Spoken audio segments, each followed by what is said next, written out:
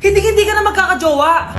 Bakit naman po, Nay? Tumingin ka nga sa salamin. Ang pangit mo. Grabe naman po kayo, Nay. Hindi naman lahat ng tao bumabasa sa itsura. Okay. Tingnan ko na lang kung may magkakagusto sa'yo.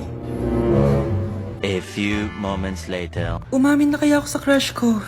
Tawagan ko nga. Hello, gusto ko lang sabihin na gusto kita. Ay, sorry, may girlfriend na ako eh. Tsaka nakakadiri yung mukha mo, di kita magugustuhan. Hanap ka na lang ng kasing pangit mo. Sana naging maganda na lang ako. Tomorrow. Ang ganda ko na. Mag-post na ako ng picture. Sino to? Hello? Ang ganda mo na. Wala na kami ng girlfriend ko. Pwede ba tayo magkita? Seryoso ka ba? Maglaway ka. Hi, Nay! Di ba sabi niyo di po ako magkakajowa? May jowa na ako ngayon. Mayaman at pogi.